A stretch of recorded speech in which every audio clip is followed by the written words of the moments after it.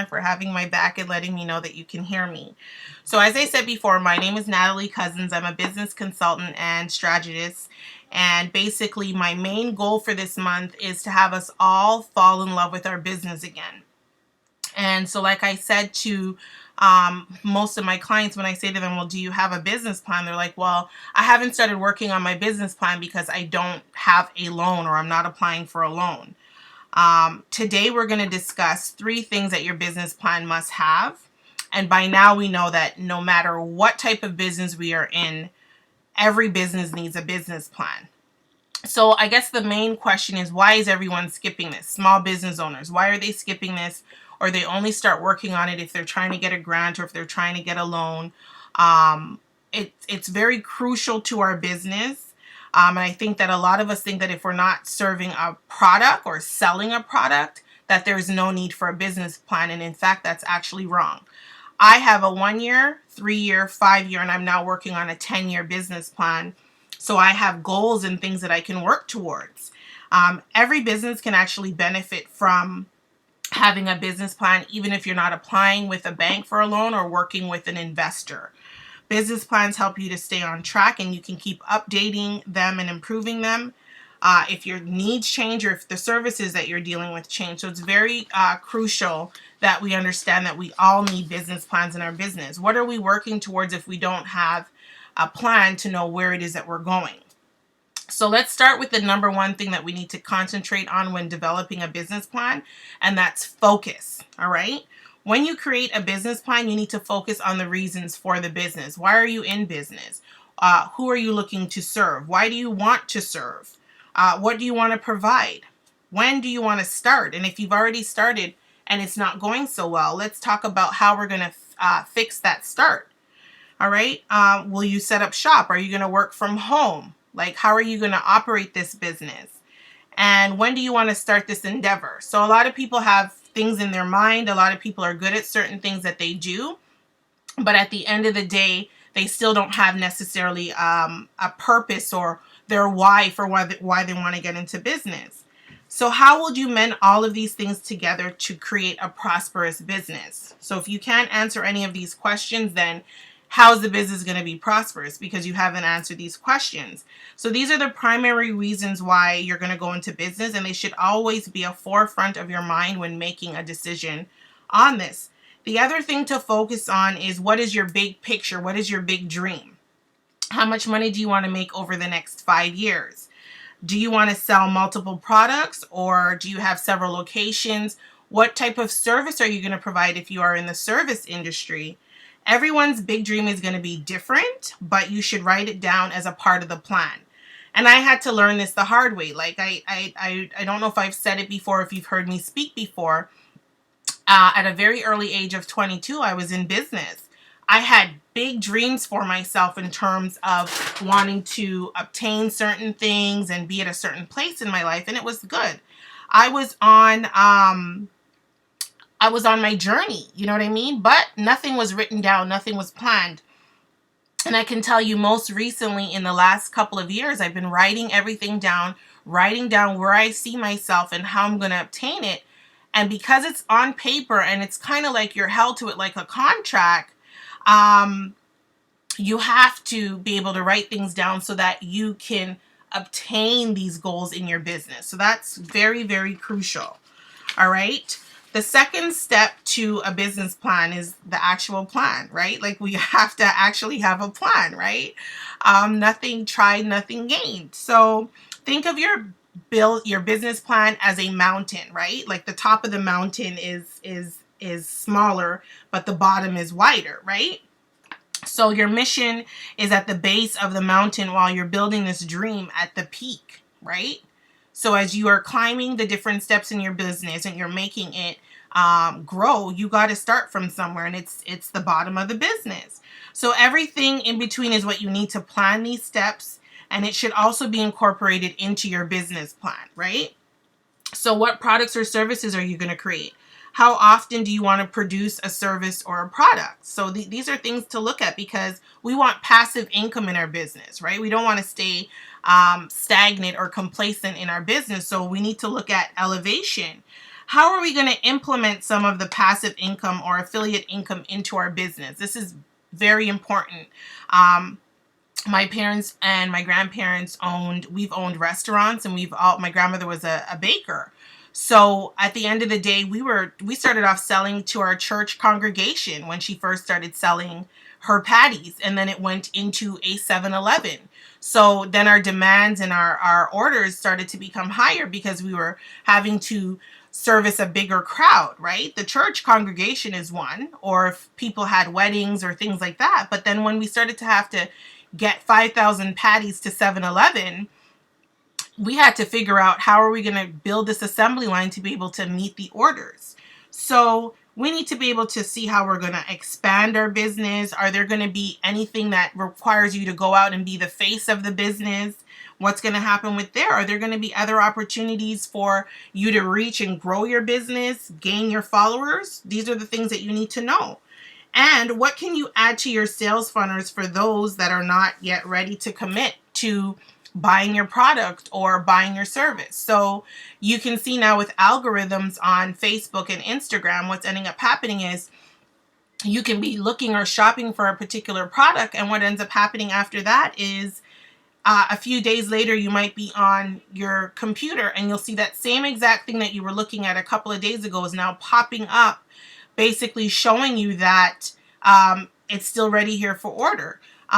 Most recently, I was doing a clothing order online, and I could actually see that later on it reminded me that I had an abandoned cart, which had nothing to do with Facebook. So times are changing. We got to be able to step up to the plate for the things that are actually happening for us to be able to grow our business.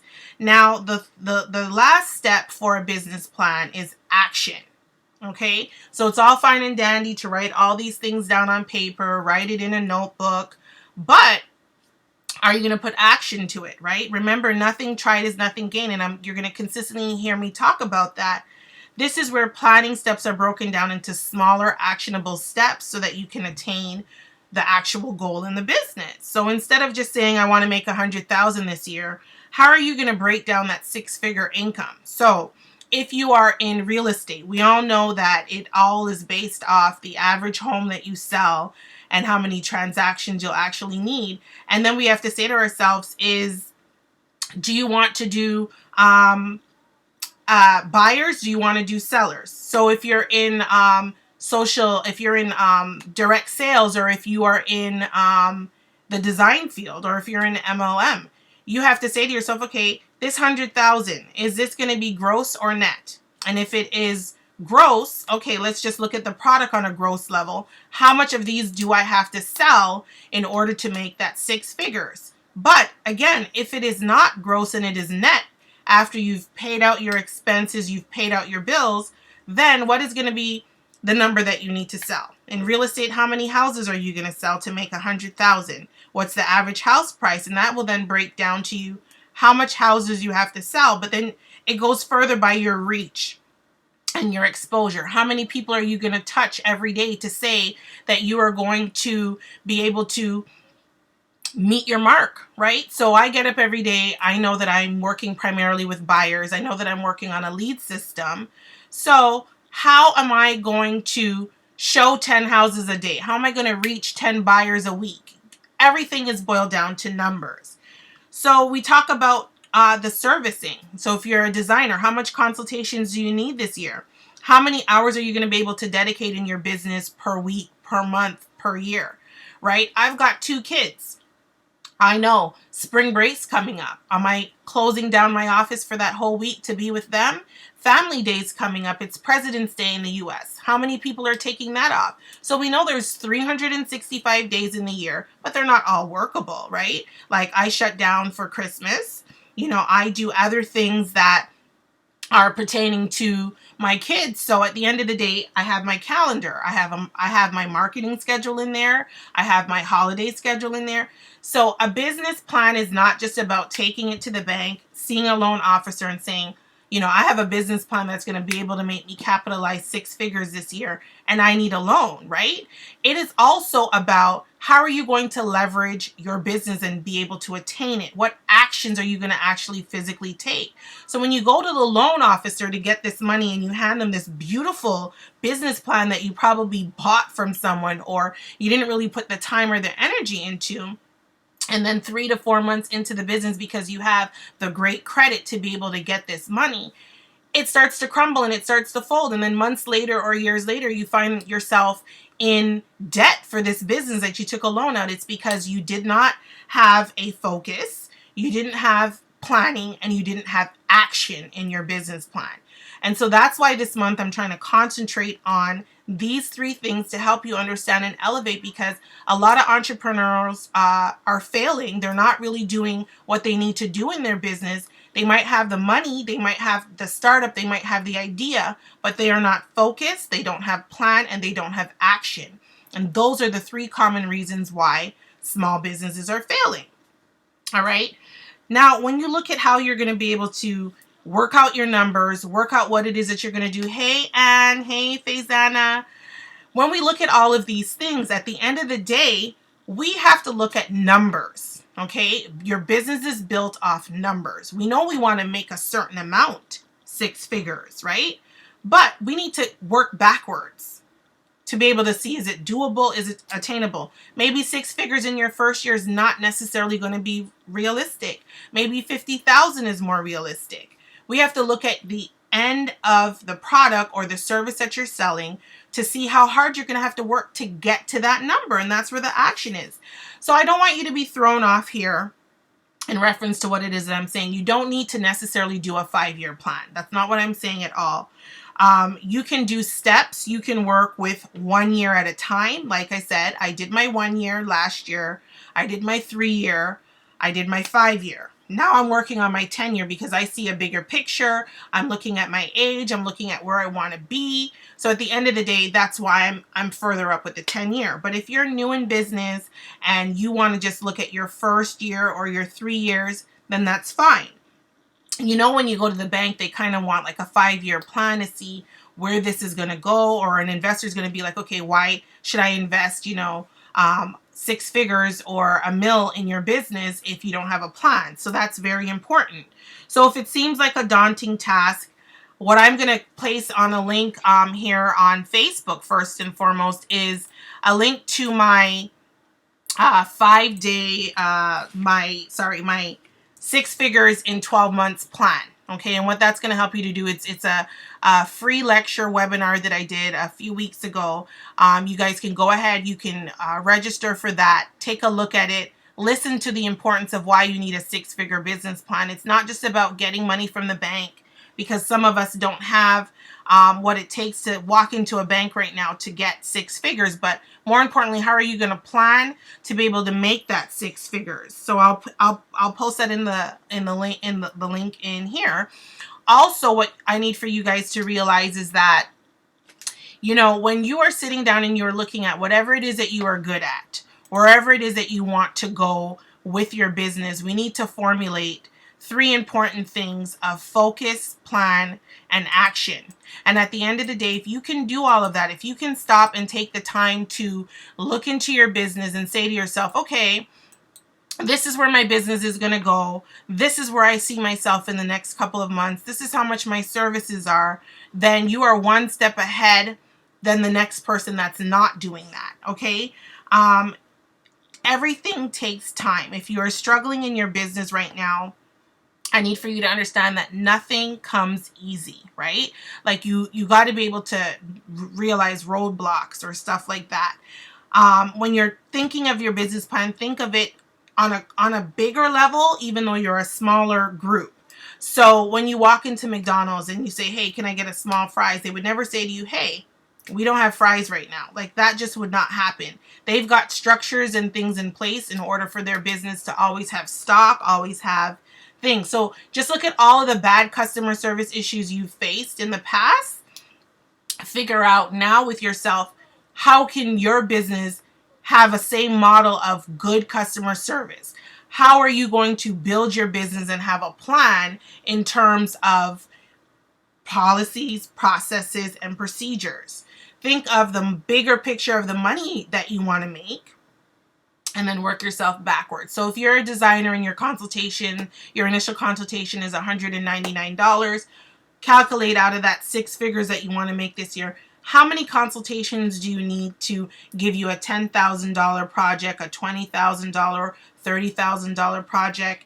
If you're a real estate agent, you want to make that 6 figures a year, work backwards. What are the average house prices that you're going to sell or show per year?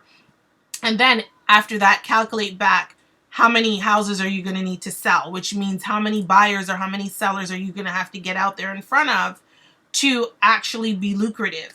Also, any business that you're in, look at a way that you can be the expert in your industry. How can you get out there and make yourself be known in your industry? Where can you go to have presence, right? These are all things that you should be writing in a business plan.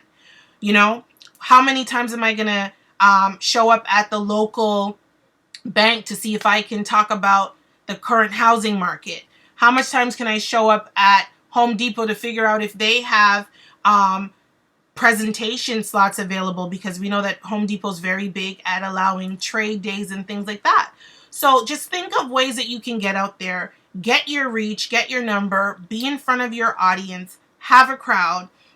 And that's basically what's going to help you to have these 3 things on your business plan, which again is focus, plan, and action. I cannot say it enough. A business plan is not for a big person trying to get a loan, and it's not for a small person.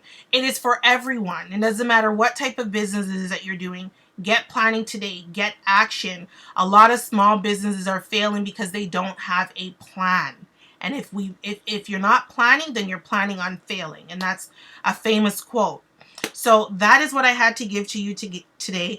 A reminder that I'm going to paste in the chat for Facebook the link to my free lecture that I have called Why You Need a 6-Figure Business Plan, and where I go more in depth in reference to business plans and the importance of it. Again, I'm Natalie Cousins. You will see me again next Wednesday at 8:30 via the Facebook Live, the YouTube, Periscope, and Instagram. It is always a pleasure to speak with you guys. I thank you for watching, and don't forget to subscribe, like, and direct message me if you have any questions. I'm Natalie Cousins, and enjoy the rest of your night. Bye-bye.